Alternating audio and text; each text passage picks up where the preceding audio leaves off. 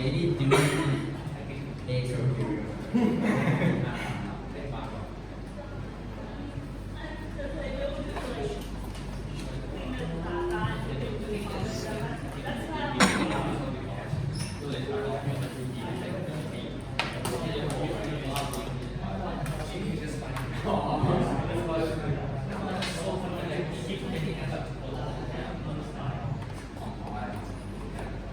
Okay, here's the plan for today.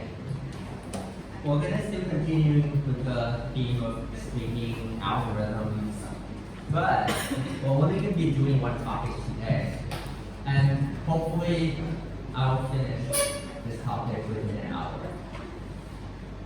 So what are we gonna be doing in the remaining 1 hour? I guess given the amount of questions that I got recently regarding A2, I'm just going to sit here and maybe we'll ask more questions. So that's the plan.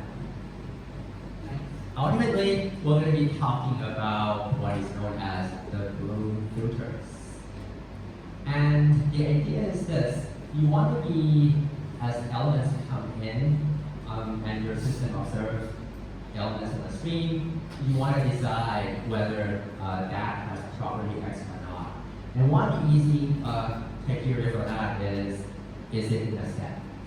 So let's say you have a set of good email addresses, and you see emails coming in. You want to decide on the spot, is that from a valid address? So is it really in the set that you talk about? You can think about this as a hash set, which we have seen, right? Except that this time we wanted to use sub-linear space. Typically, if you have a set, the space consumption of that set is proportional to the number of elements in the set. If the set has 20 million numbers in it, it's going to occupy order of 20 million space. What we want is we want to be using space which is much smaller than linear in the size of the set. There's a catch though.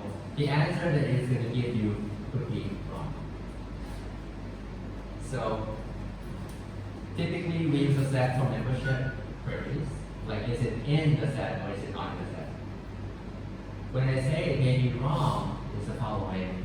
When it says it may be not in the set, the answer could be, well, it's actually there. So it could lie to you with some probability. So let's see how that actually works. In the context of data stream, you can imagine each element of the data stream being a tuple. And we have a list of keys. In this case, let's call that thing S. Let's sort of think of S as a set. So as tuples flow into our system, we want to determine which tuples are in S. So basically, standard energy question. For each tuple that shows up, is it in S? Which means that there is a standard answer. You can bring in a hash set or a hash table. And what this thing is going to do is it's going to keep all the numbers of S in your set. Just to be very concrete, if S is like X, P, Q, T, this is what you're actually going to be keeping in your data structure.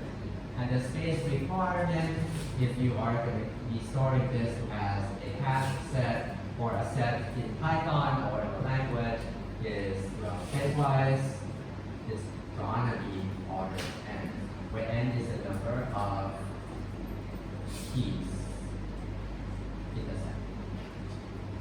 Okay. The issue is, what if you don't have enough memory to store the set? Because maybe you have lots of sets to be keeping around. You want to compress this down to something way smaller than linear in the size of the set. And that's the topic for today.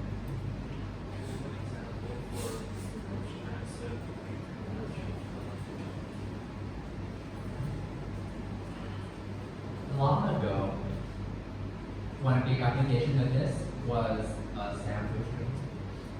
say you have a list of 1 billion good email addresses, but this is not the only list. You have list A, list B, list C, list D. So you're expected to keep a lot of them in memory. This could exceed the memory that you have. So you want to do something better. Or it could be a list of malicious websites. Should I let you through if I'm a firewall? So that kind of thing. It could be in your pub-sub system where you want to see if this topic is of interest to that person. So you have given me a list of topics that you might be interested in. And as something comes in, you want to see who might be interested in this. So once again, it is a membership question, just like before.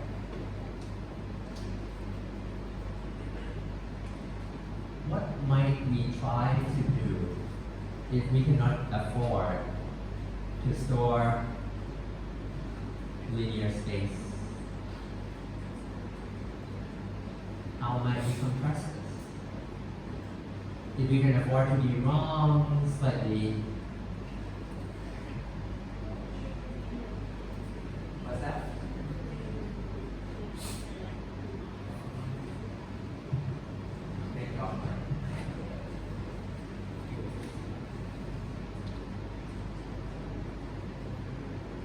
Any thoughts?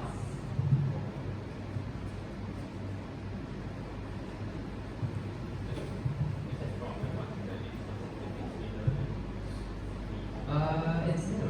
It's a new idea. But you could be motivated by how the hash table might work.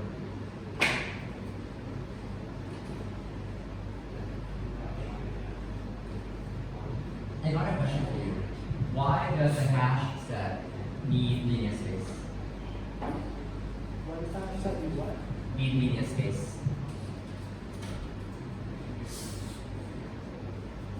Any particular reason?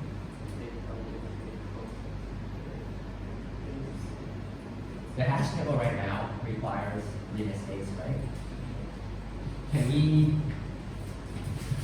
somehow design a new hash table that would require, let's say, I don't know, root n or something way smaller than n space?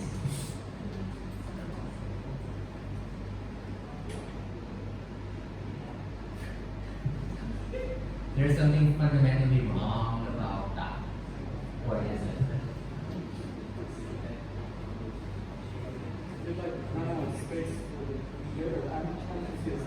Like if it's not like inner space, then we let the tabs to store everything, unless you store like multiple things, like in like a linked list inside a value. Okay, so if you reduce the number of buckets somehow to be smaller than linear, to be less than n, you expect for there to be collisions, Right. and then what? You would have to put space inside of like one of the buckets, All right, so there are lots more keys than 5, but somehow I only have 5 buckets. What's going to happen? multiple. Lots of keys might land in the same bucket. Why is that a bad thing? I mean, you're just going to need some amount, like some data structure to hold it inside of each bucket. So, Okay, all right. So I'm keeping a list. But the thing about this is, if you add up the lengths of all the lists, it becomes linear again. right. So that doesn't help. Let's see.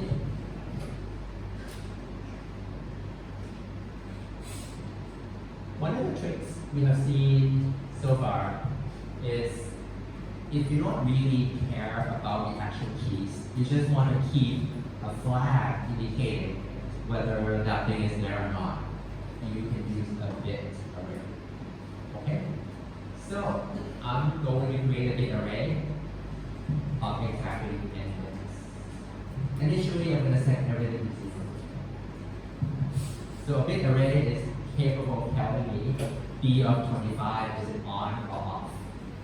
Nothing more than that, right? And the range of the bit array is 0 to n minus 1. Yes? This is not what you need for shape theory. This is something else. Well, learning something new every day, no?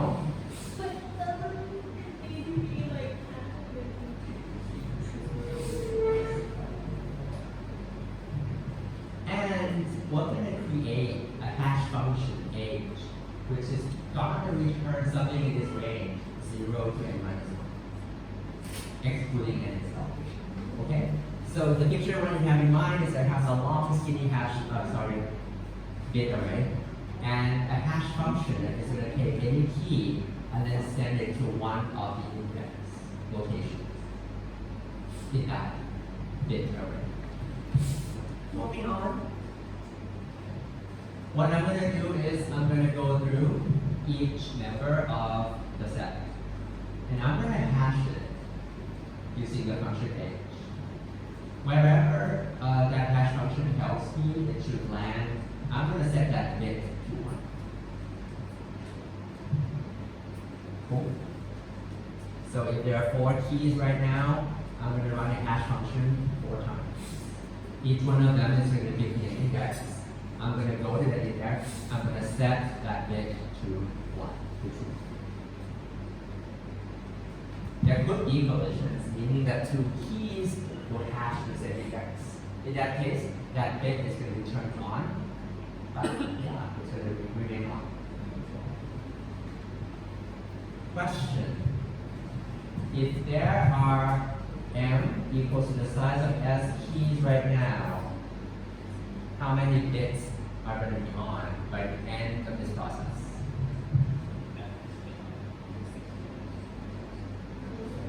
How many people believe that the answer is at least m?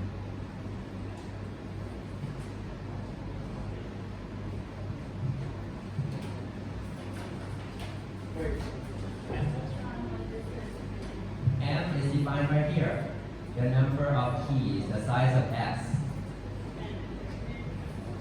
How many bits have been turned on? I guess, like, so if there is a collision, are we moving to the next bit in the array and flipping that? Or No, we're just doing that.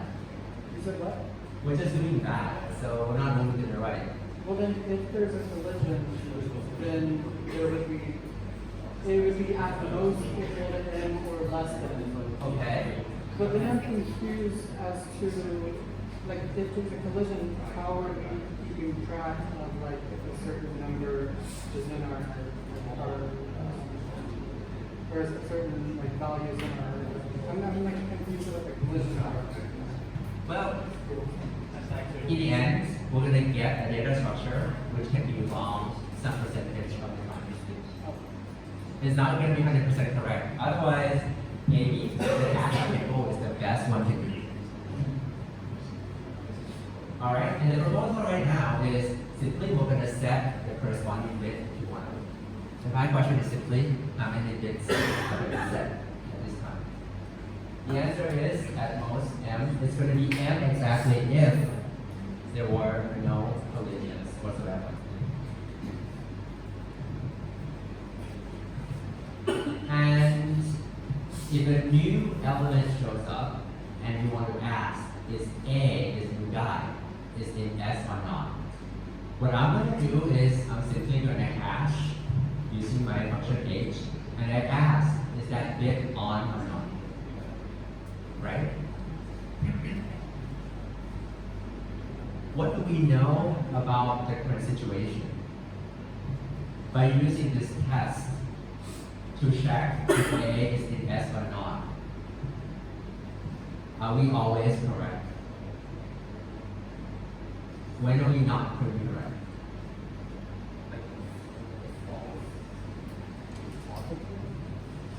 Okay?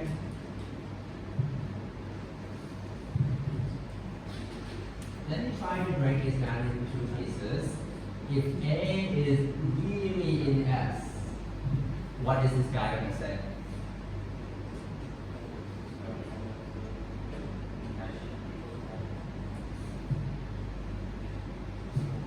Is it always correct if A is in S? Meaning that if A is in S, is it always going to say A is in S?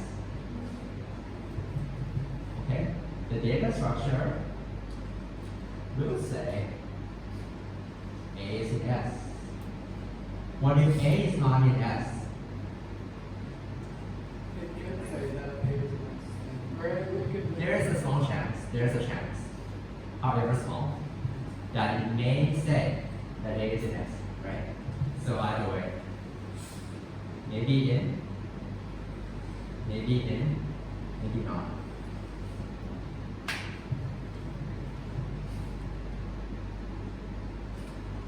Why would that be? Under what circumstance that even though A is not in S, the data structure reports that it is in because of hash collision. It so happens that your A hashes to the same index as another key, right? Is that likely?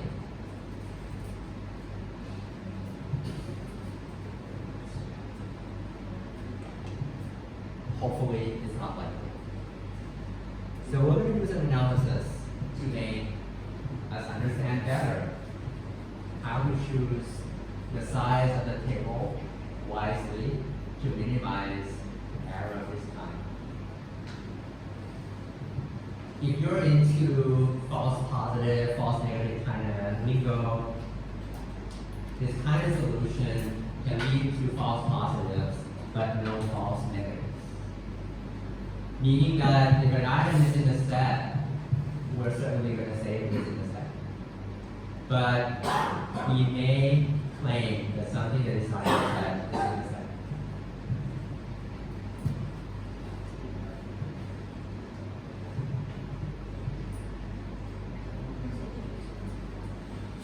So really, how good is this?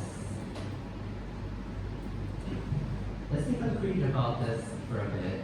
Let's suppose we know 1 billion email addresses, and we're thinking about a bit array consisting of 8 billion bits. So that's not a lot. As we have reasons about this, we know that we have no false negatives, meaning that if the email address is in S, it will certainly say it's in S, right? But with what probability is it going to say, by the way, even though it's not in there, it might say you're in there. One way to think about this is because of the 1 to 8 ratio, you know that approximately 1/8 of the bits in the B array is going to be 1, right? Which means that about 1/8 of the addresses not in S may be reported as being in S. But we want to be doing an even better analysis. So let's try to think about this in terms of throwing darts.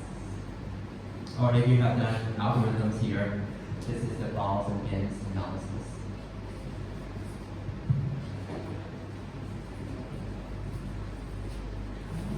So the setup is very simple. We have n targets somewhere, and then we have m darts. So for each one of them, we're going to throw into m equally likely targets. We're going to do this next time. And the question is, what is the probability that if you look at one particular target, you get at least 1 dart, right?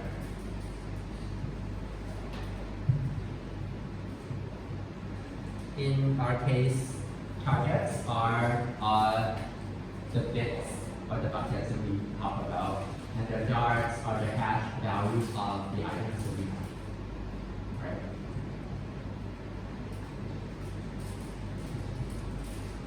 Let's do some math. Just a little bit of it.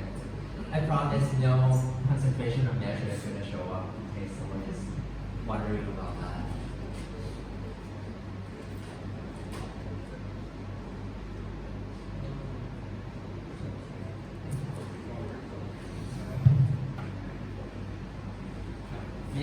slide is going to go a bit too fast, so let me try this.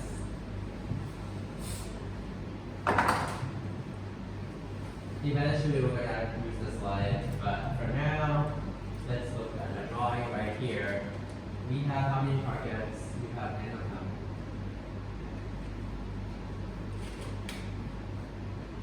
Suppose I pay attention to this particular slot, this target. When I throw a dart, what is the probability that this one dart is going to land right here? It's going to be 1 in n, right? 1 over n. The chance, well, because there's an equal chance a dart is going to land on any of the slots, so 1 in n. So what is the probability that this very dart is not going to land here? 1 minus that. Right? According to the slide on track, the probability that some target X not hit by this one dart. How many darts do we have? M. So if I throw the darts M times, they're all independent.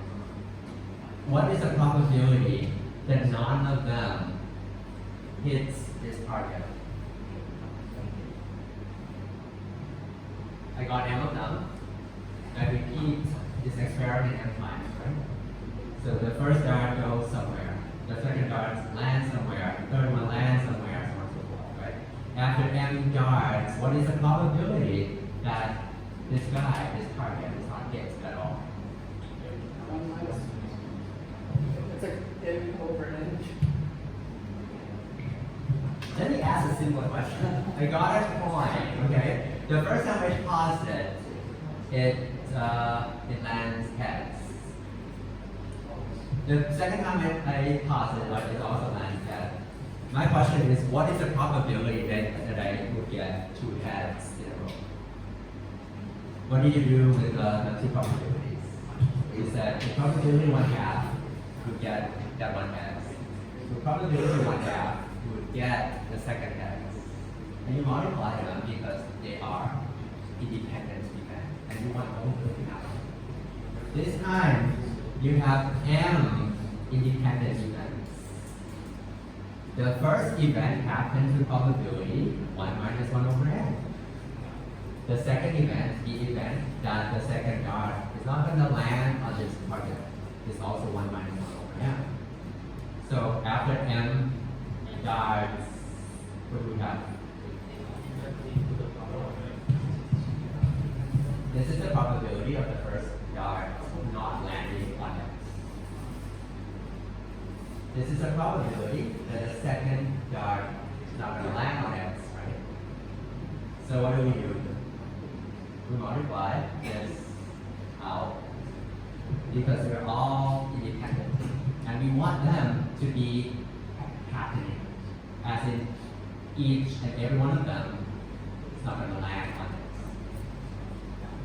There is an easier way to write that, which is just raise that to the power m. But then I want to convert this to the probability that the target X is actually not hit by a dart. So invert that probability by doing 1 minus.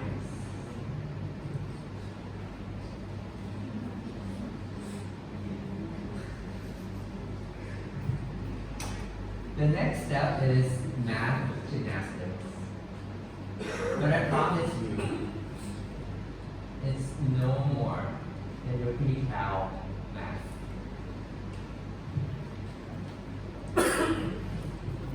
Okay, here's a way to rewrite m. I can just write m as m over n times n. That's kind of nice. Yeah? But you believe me that they're the same. Did anyone recognize this expression? 1 minus 1 over n raised to the power n. What's that equal to? I'm talking about 1 minus 1 over n, that thing, the n power. Maybe you don't know the answer to this because actually no one knows the answer to this. But what if n is really big? As n tends to infinity, what happens to this guy?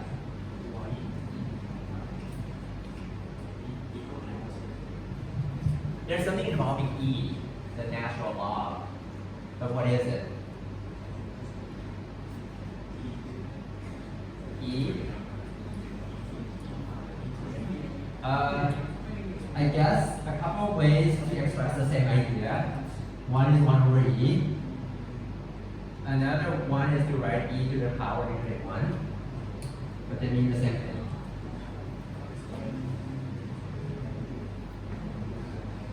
Meaning that as n tends to be very large, this whole expression is approximately 1 minus e to the power negative m over n.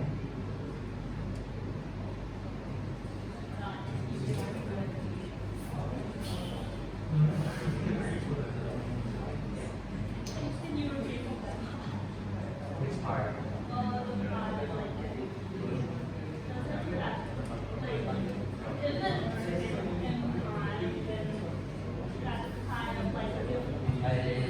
I don't think I should do that. I mean, like, isn't just like raising to the power negative axis is everyone? Although, like, This is the first one not getting. This is the second one not getting, right? We want all of them to be not getting. So we ask for them all to be true.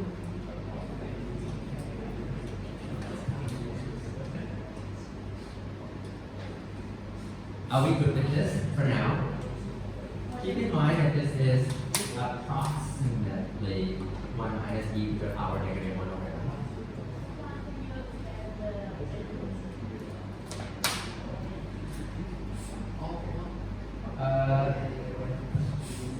I guess it's algebra.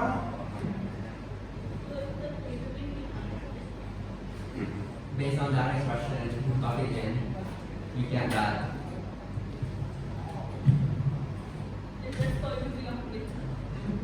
And it's something you should know since before Cal 1. I really mean it. what kind of literally fall down on the top? It's a pre-Cal, no? Are you sure you know what that one comes in all the time? Cal 1 begins with differentiation. No? Am I not understanding right?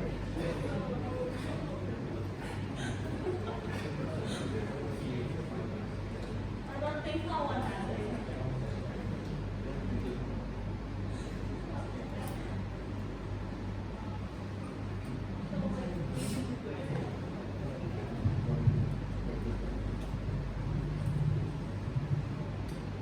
But wait, why did we do this calculation again? So you can predict the chance of a collision. The chance of us mistakenly say that something that is not in the set is in the set. We can come back to the calculation later if we need to. So roughly speaking, you think of the fraction of ones in the bit array as the probability of getting false positive. In this case, it is approximately 1 minus e to that power. It won't be exact, but assuming that we're working with large enough n, this is close enough. We're going to say something. I was gonna ask why it's approximately, just make sure I'm tracking, but it's That was the exact expression, right? The approximation we made was in the limit as n becomes super large, it is equal to 1 over e. But like in reality, n is not going to reach infinity. right. Okay, I'm tracking.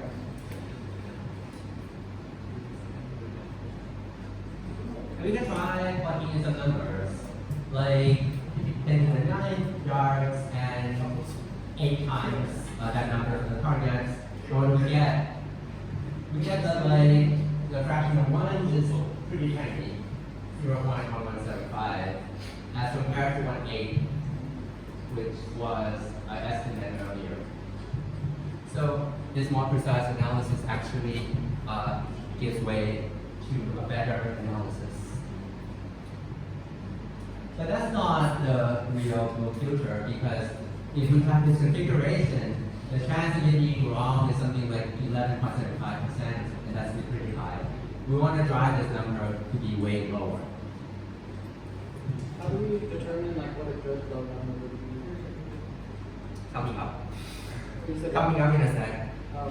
The blue filter, the real thing is the following. Let's suppose that the set that you're going to store has m elements in it, and b, the bit vector, has length n. Instead of using one hash function, which could cause a lot of mistakes, we're going to reduce the number of mistakes by using multiple hash functions. And here's the way we're going to use it. Initially, as before, the bit array B is going to be made all zeros. And then for each element S in the set, let's say we pick up this guy X. What we're going to do is we are going to run it through each of the hash functions, meaning that element X is going to be fed into H1, H2, H3, so on and so forth, up until H sub k. And for each one of them, we're going to set the corresponding bit to 1. As an illustration, this is a bit array once again. And here's an element. Let's say it's a word, it's a string hello. Right? What you're going to do is you're going to apply H1 to hello. It's going to give you one index. Let's say it is this index. You're going to go in there, make it 1. You're going to run H2 on the same key, hello. And let's say it points to this particular index, you're going to make this guy 1. Assuming that you have only 3 hash functions, the k is 3, you're going to do this for the 3rd time on the 3rd hash function. And let's say this guy maps to this location, you're going to set it to 1. Okay, so sorry. Just to make sure I'm tracking, we have multiple hash functions. There are So- k of them, right? The number of hash functions that we have is right now k. Right.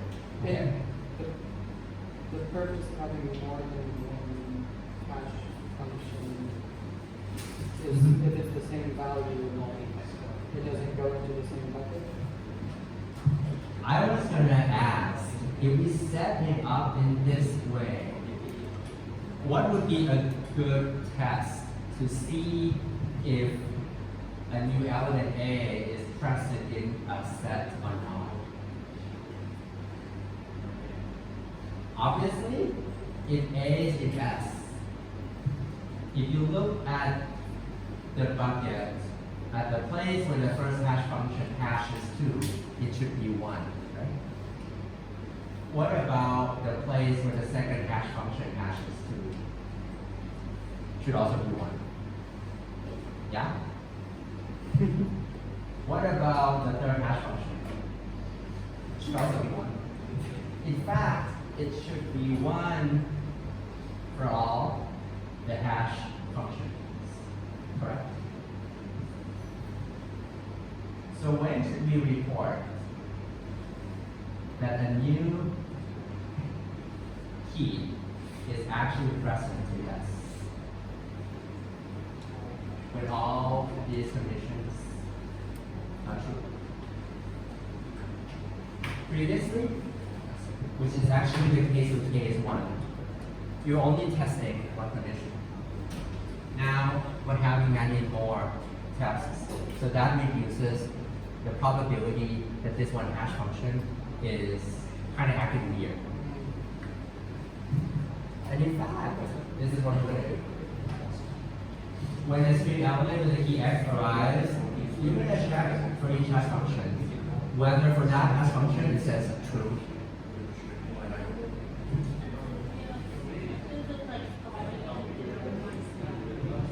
We have one single array.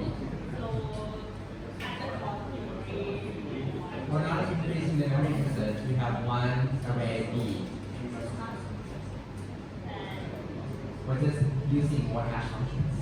but then like, but you have to store like the one.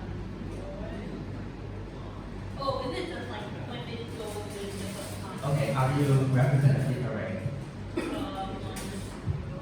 Yeah, so you take an array, however long, regardless of how many hash functions are hashing into that big array, the size of the big array remains the same.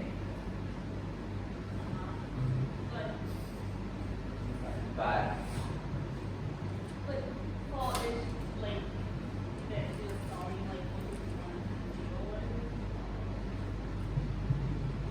what does this mean to you when you write a 1 into that location? If I wrote a 1 into index 23 20 times, what will happen to that index? It is a 1. It did not record the fact that I wrote it 20 times. Do we have like a lot of hash functions on the bucket table? There's a chance that the bucket is going to fill up. And that's going to show up in calculations later on. Yes, it is true that with more hash functions, you are likely to spam the big array, and they might look like they're all gone. They're all ones.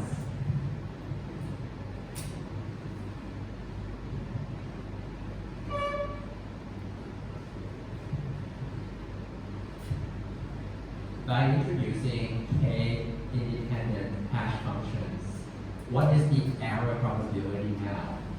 The error probability I'm referring to is the fact that something is not in S, but we somehow say it is in S. We can still use the darts analysis. This time, we're throwing k times n darts at n targets. Right? Because for each key, we're throwing k darts. And we have n keys, all the same.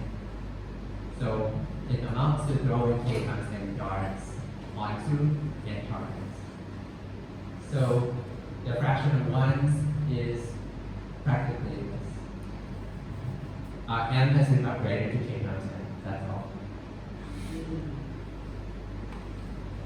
But what's going to help us, perhaps, is this test, which is becoming more stringent. We're performing k tests, not one, right? So in order for us to say it is in S, all of these gotta be true. So what is the probability that this guy is true even though the new element is not there? That expression in blue. What is the probability that the second test returns true even though it's not in S? The same probability. What is the probability that all k tests simultaneously say it's in there even though it's not in there? You take that blue expression and you raise it to the kth power. So you get that mess raised to power k. Right?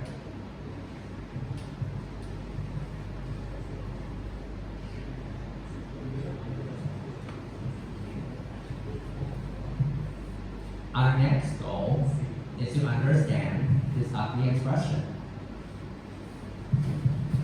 So I'm going to plug in some numbers. That's the same 1 billion and 8 billion, the 1/8 ratio from before. When k is 1, we saw it was 0.1175. If I increase the number of hash functions to 2, the probability of an error drops by that 3 times. So 0.493, so that's a near 5% loss. Should I keep increasing k? K was a 3, k 4, k, I don't know, 1,000. Like, would it mean just like the depend on like the case, like how much. How many hash functions should I put in? The more the merrier. Okay, wait. What's the con of doing? I feel like there's a con if you do hash functions. Okay.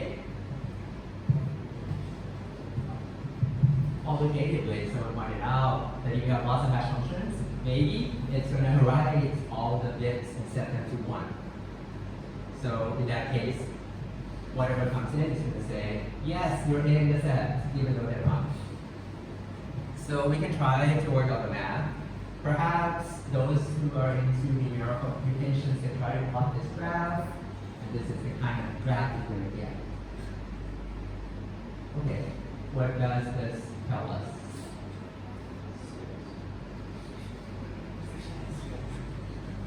It says, initially with case 1, you get some amount of benefit, right? This is the error that you perceive.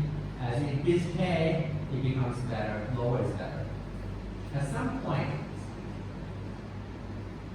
you kind of reach the optimal value, above which the error rate is going to go up. In fact, at some point, it's guaranteed you're going to be always wrong. So let's say like we define like the length and like the number of hashes.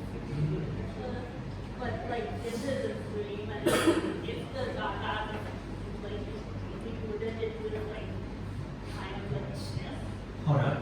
The data won't keep on increasing because, at least in the model we're working with, the set S is fixed. We're seeing, we're observing more data over time. But we're not updating the set of good stuff, right? But like within like so the good stuff is always but You can change it over time, but then you can also revise the number of hash functions. but so that consistency of good assumption means like that like an initial set of data that we like put out point one and then like as that more data in there are some data that haven't actually like we don't actually know whether it's good or bad. There are always variations of the model. The model that we're working with right now is one where at the beginning of time, it was given a set S. And that is somehow going to be encoded in the program. And this S is going to be fixed throughout. If you dislike the model, there are some things you can do. For example, after 2 years, you could revise the set S and rebuild the filter. I have 2 questions. So as we increase k, we are pretty much guaranteed to get a false positive. That's because all of the bits turn 1.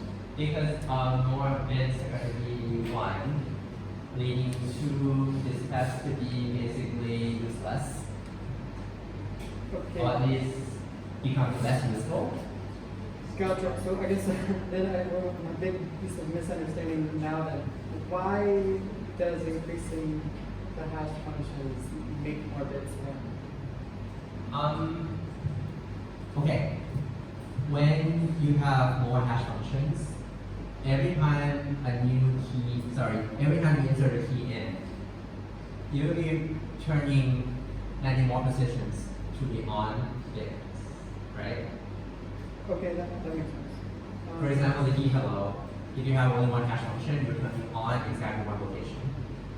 If you have 2 hash functions and they don't collide, you are going to be turning on 2 locations. So we do want some collisions then. Ideally, no collisions, but that ideal condition is never going to be met. Okay, I get you. So how then like doing that compared to like shortening the array of like mapping which array to the function. Just hold your question. We're going to answer that in less than 5 minutes from now. I was going to ask you this. So far, what is the expression you have in mind? We have 1 minus e to the what power? K times m over n. And this whole thing is raised to the kth power. And what is this representing again? The error rate of the false positive. Okay. So this is the error probability. Do you want this thing to be high or to be low? Cool. So what is our goal? You want to minimize this, correct? How?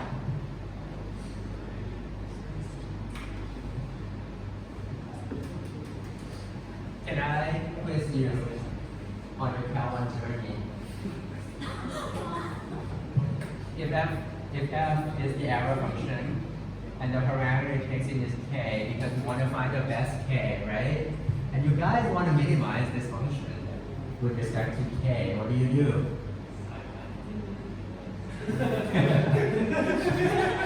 You feed it to SciPy, which is a package, and you ask it to do it for you. But like if you talk to a Calvin teacher, the Calvin professor would say, what? This function looks convex enough, so it should behave in a nice way. What does it mean?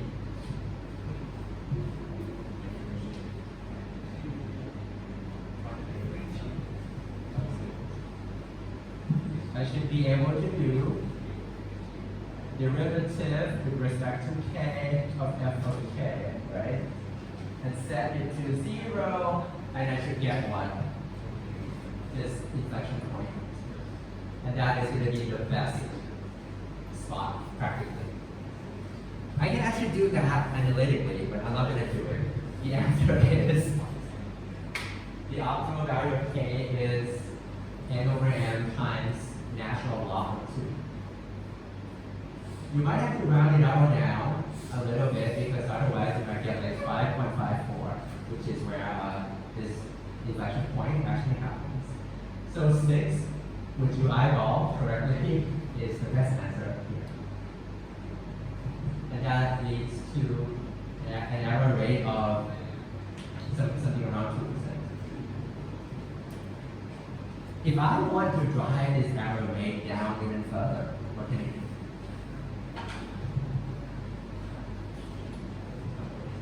I can remove keys from my set, make my set smaller. But that maybe is not, is a different problem to solve. Or I can increase my memory budget. So use a longer data array, which will bring us to a fun discussion. We're going to talk about those in a minute. But is it better to have one big B array, one giant B array? Or should I take the memory budget that I have and split it k ways?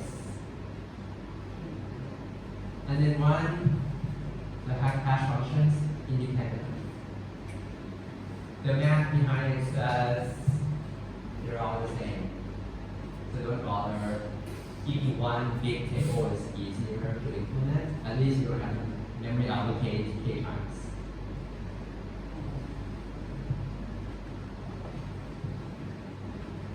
Blue filters have had a long, rich history, going back 45, 50 years. It was so simple that it could be implemented in the hardware. It doesn't require software sophistication of the kind that we're dealing with, like min hash and those kinds of things. Why? Like for example, if in like extreme case you have like one unity array versus like a lot of arrays just like 1 or 2, or just like one that would always like be 100. Well, typically when we analyze this kind of thing, we're not talking about extremes. We're talking about reasonable ranges of k and p and all that. For sure, if you're thinking about like the small arrays of size 1, then that's kind of defeat the purpose of analyzing it in this Is that manner. like from experimental with like more like The error probability come out to be the same in both settings. Does it mean that in terms of cache, effects, and other performance angles, they're the same? I don't know.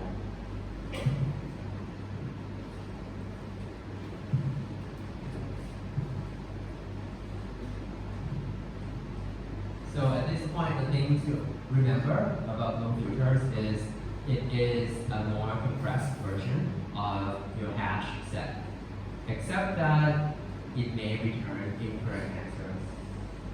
What kind? It will produce no false negatives, but it may generate the other kind, which is false positive. Meaning that if something is actually in there, it will say it's in there. If something is not in there, maybe or maybe not. If you want something to dream about tonight, think about whether you can modify the loop filter setup so that it will do the opposite.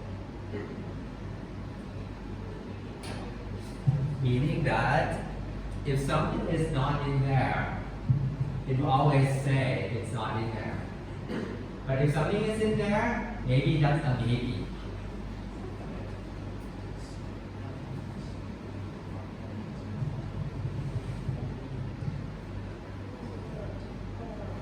So right now, blue filter. If it is really yes, this is an always correct situation. If it is not in yes, this is maybe. Right? Could we design, I don't know, inverted blue filter? How do I say inverted? Blue filter bar. Where for this case it's going to be maybe, and for this case it's always going to be yes. Can we decide that? What if we use like the typical, one of the ways to deal with collisions where we move the bit to the next one? Or like doing open addressing, Open using the addressing. hash table, that kind of thing. Yeah, wouldn't that? Let me think. Okay, wait, the reverse. Open addressing requires one special condition, which is you need an ability to test whether the key you're looking for is really that one key, which means you actually have to store the key. Yeah, something to ponder about it next before you go to sleep. Are you going to tell us how? If you really want to know the feature, the answer is no, you cannot do it. Good. We should have given up on the way. But what is more interesting, and that might be something to really ponder about, is why is it impossible to do it?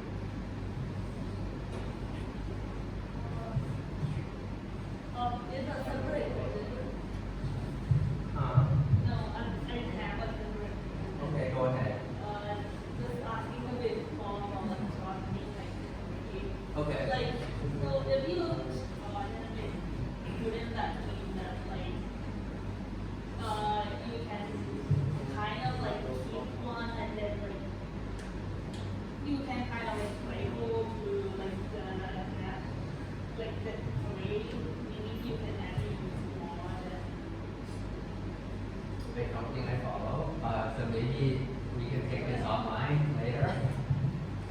I just want to say that there are some quick extensions to the setup that we can do to allow blue filters to do something even more fancy. If you're going to say something. Are you saying that, like another interesting question would be, why is it that it's not possible, or why is it that it's like so much harder that like, we don't have a method to use a blue filter? I'm talking about Is that sort of a what if scenario. What if we actually have this blue filter complement? Okay, long story short, here's what's going to happen if you happen to have BF front. You can run BF and BF front at the same time, right? I can run blue filter and the complement of blue filter at the same time in parallel. And what does it mean?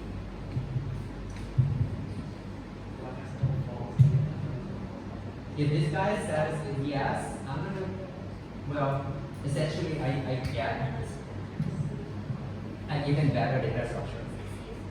One is always correct. But we kind of said that if you want to be correct 100% of the time, you need linear space.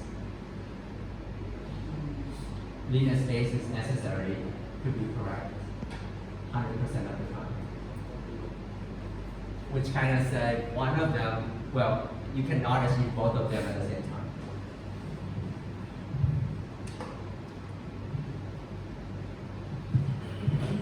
I'm gonna try to do something crazy. So far, we have a bit array, and if you hash onto it, you set it to 1. So the bit is representing either on or off. Here's a crazy idea. What if the locations actually store counters? So if I hash to it, I'm gonna bump the count at that position up by 1. If I hash that position again, I'm going to bump the count to that position up by 1. I claim this may be a good way to find a frequency of a key.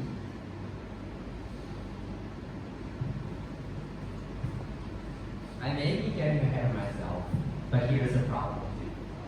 You are watching a long stream. And at the end of it all, you want to know how many times have you seen this particular key? How many times have I seen, I don't know, the word killer? Or how many times have I seen this particular word, right? Most often you're going to do this, once again, using a hash table. So on the one hand, you have all the words being the keys. And then the other column is going to be the value, which is the values of how many times you have observed that table. That also requires linear space. I want to do it in much smaller space. So here's the proposal. The proposal is that we're going to hash every key that we observe onto a slot in an array.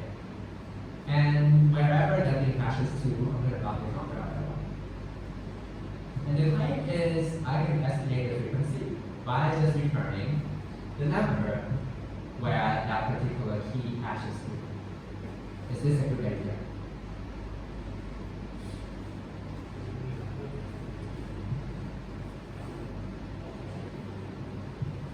It sounds like a dumb idea because if there are collisions, then this spot could represent the frequency of multiple keys. Yeah? But if there are no collisions whatsoever, then this slot, let's say, is going to represent the actual frequency of that key. So we just have to guarantee somehow that the amount of collisions is going to be low. Let me remind you that if you have a universal hash function, recall from A2, the probability of a hash landing at a particular location is 1 over r, meaning that it's going to be uniform over the indexes.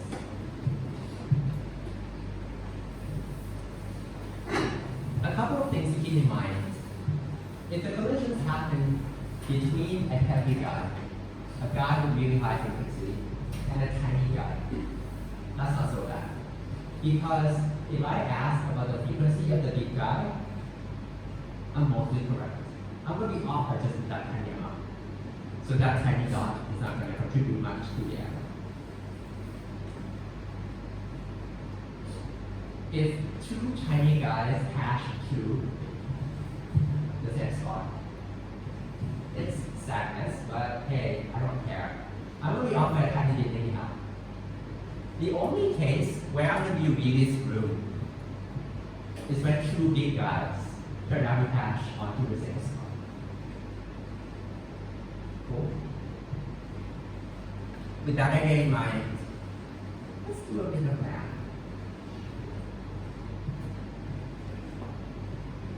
If there are no collisions, Go back to the last slide. What if like we want the frequency of the big one to different with the big one that's off by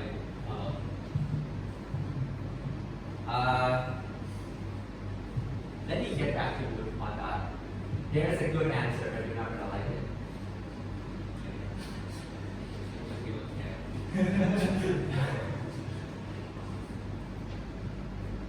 Actually, I can answer that right now. See if you actually don't like it. The answer is yes, exactly what you said. We don't care. So if you're a little guy, I will make sure that the answer is 0. As if I've never seen you before. And I don't care because you're tiny. So in the grand scheme of things, the amount you're off by is just tiny. But how do we know that like which one is the little one? Very good question. It's gonna come up.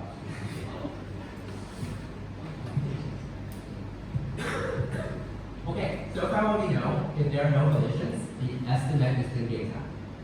If there are collisions, we will always overestimate. Because it's the true frequency of yourself plus a tiny more.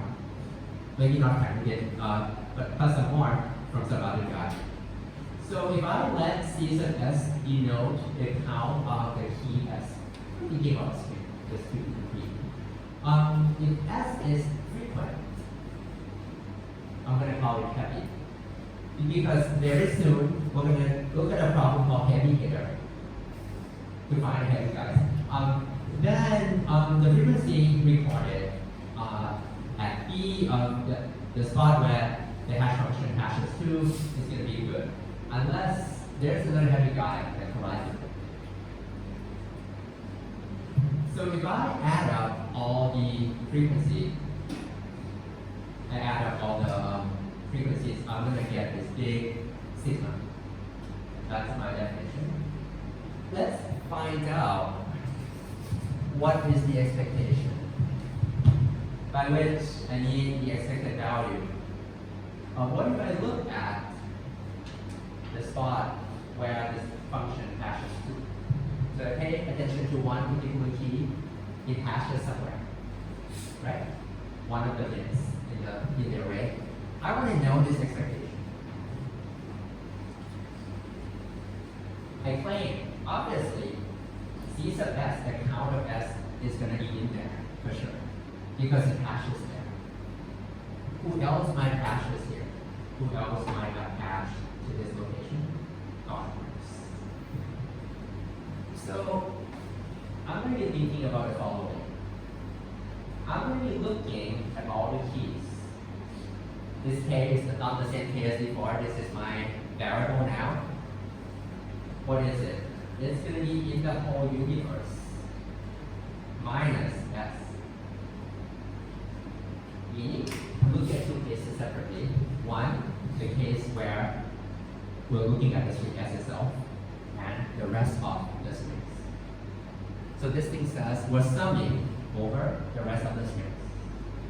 What is the probability that this particular key is going to hash to this location? The uniformity property of universal hash function means that the probability 1 in R, they're going to hash onto this one. And if you guys hash here, how much are you contributing to this bucket? Okay, C sub K.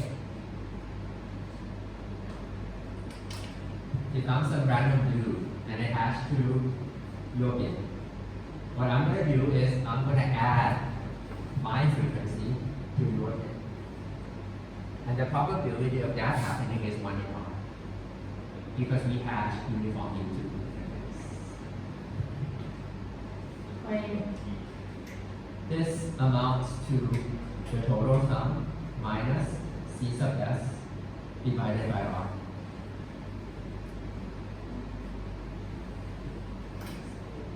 Why is that? I could factor out 1 over R. That would be adding up all the keys the frequency of all the keys aside from C sub s. How do I say all frequencies except for C sub s? All frequency minus C sub s. That 1 over r that I pulled out is right here. So far we've got plus 1 over r sigma minus C sub s. This is guaranteed to be at most C sub s plus sigma over r.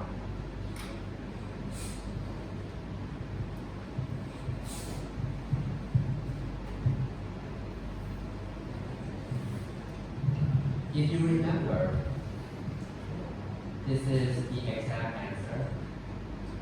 This is the exact power. What about this term? How do you call this term? How do you call this term? Error. Therefore, the expected error is at most the total count divided by r, which as we drive r to be larger, this count should come down.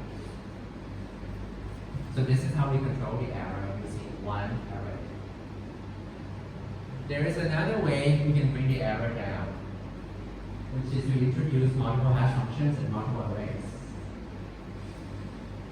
leading to the picture on the next slide.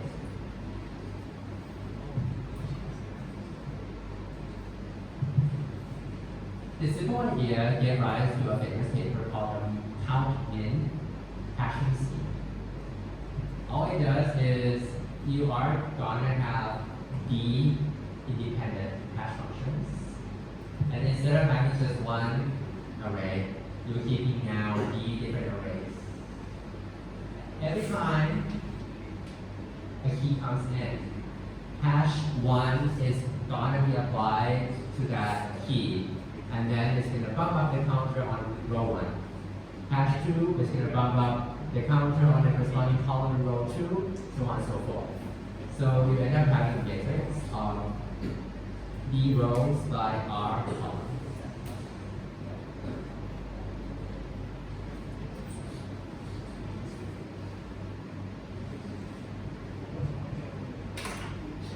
Ultimately, if I want to know the estimated frequency of a key Q, what should I do? I can hash Q using the first hash function. It's going to give me a number. Should I use that? I got another one. H2 of Q. Should I use that? What should I use? All of them. Average? Okay, so every row is going to give me an estimate of some kind, right? How should I combine them? Take the max, take the average, compute the median, compute the 97 percentile. Take the min. Why min? Okay, it's the one that is less of the least. Practically true, right? Because we know that everything is either the exact count or an overestimate of the true count. So the smallest one is the best, the least messed up. Therefore, here's a whole algorithm for counting, which is based upon low filter. If you really want to analyze this, talk to us. Just kidding. Maybe extra presentation. Finish your mouth at some point. So, I'll just pretend that it works.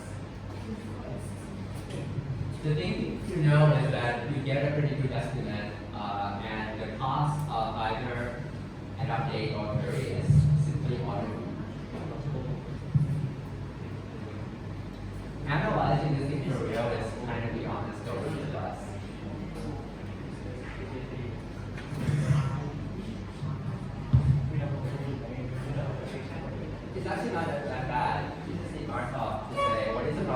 that and because you can implement what is everyone agrees to mess up at the same time.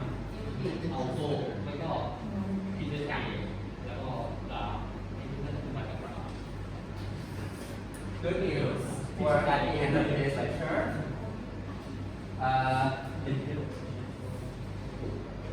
What should we do after this?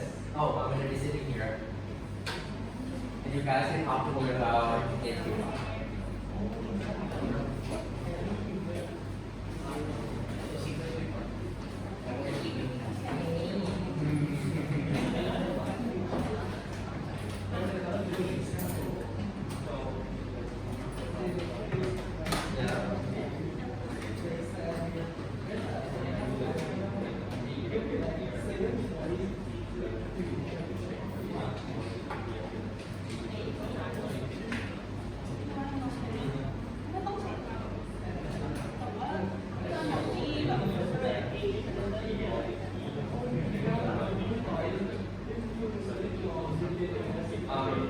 When you separate code, it doesn't mean it's right? Code from one code from other side. It's a way of memory. I will not be talking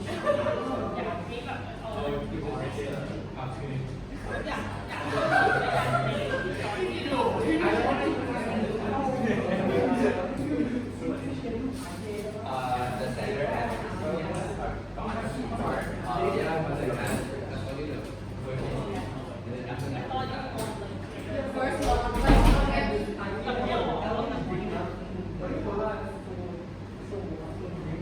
so if you're going to copy them, why do you copy it anyway? You lost me.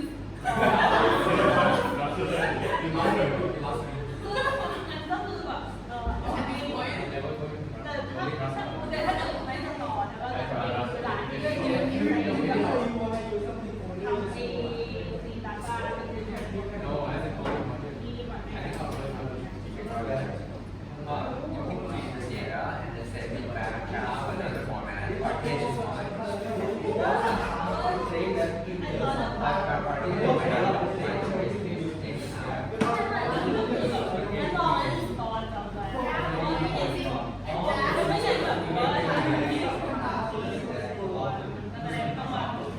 That's fine.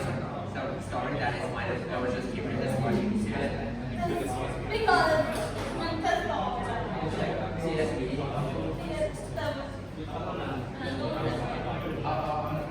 Jason B. Marquez.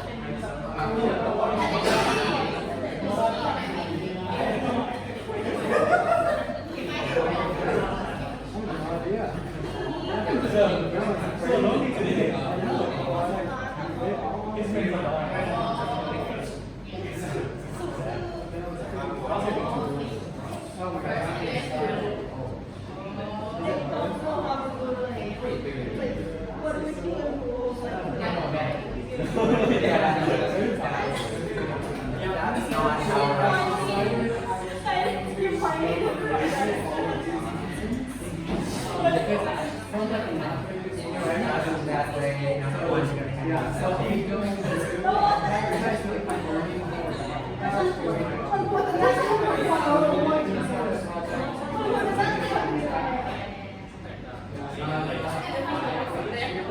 yeah, but it's like my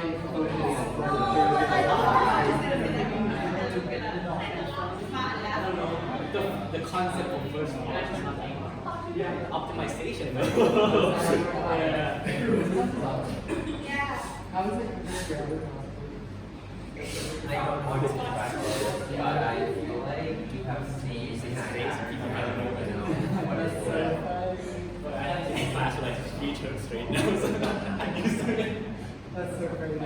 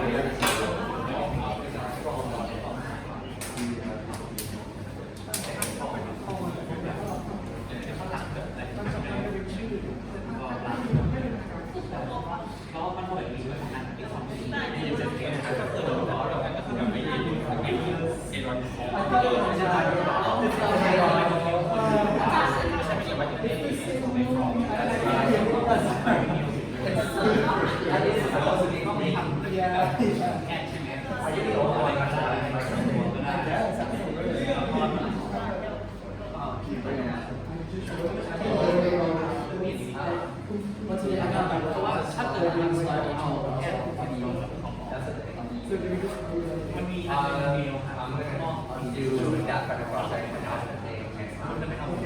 there's going to be the actual project could change.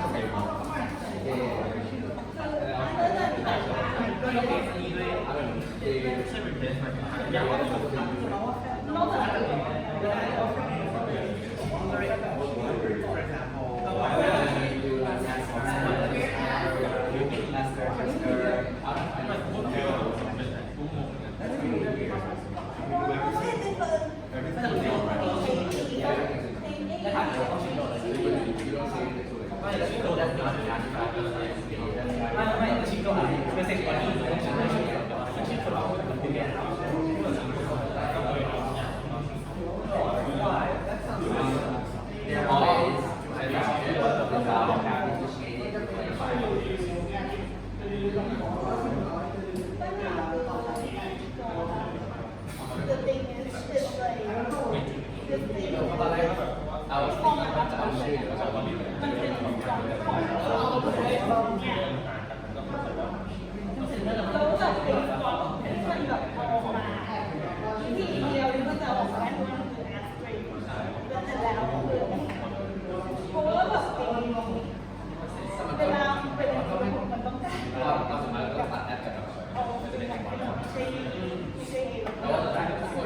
ชื่อทุกคนก็จะได้ที่เรามีในบริษัทแต่ว่ามันไม่มีว่าทุกคนชื่อดิสคลาส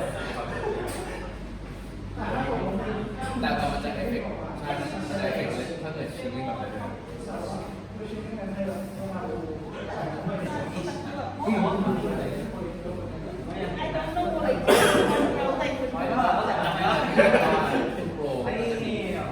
ชิงลิงนั้นแต่เจนว่าตัวเล็กประมาณthe way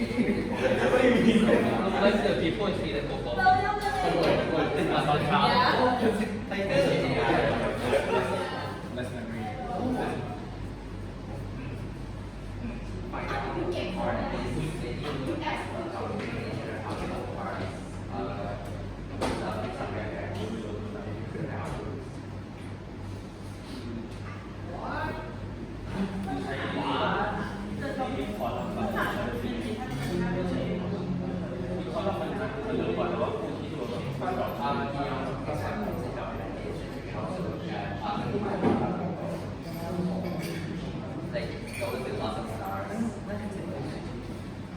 Yeah, that's what I say. I mean, there is some level of support that I can provide, and there is sort of like, how should I say it? Maybe I should have a leadership as well. You know?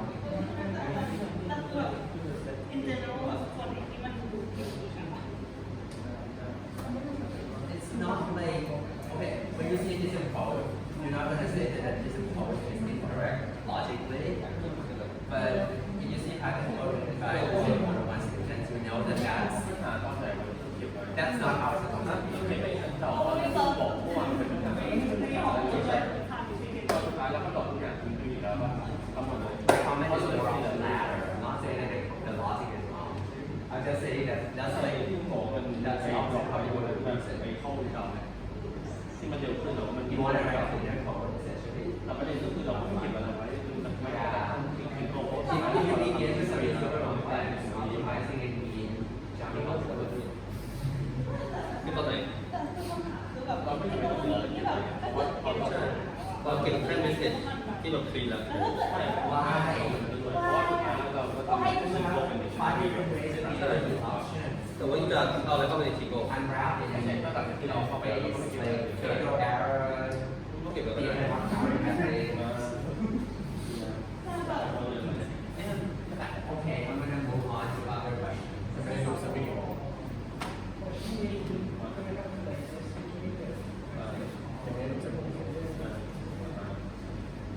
I did not specify that. What I had in mind was you were gonna jingle the whole thing, but you can experiment and see what gives you better outcomes. Performance wise, it should be about the same because the sender, recipient, and subject line should be like. Oh, I meant like if you decide to choose between words or the Oh, you should do both, but in the end, one of them will better accuracy. or when you In terms of performance, for sure, letter base is going to be slower because we're going to have to like use a little more symbols.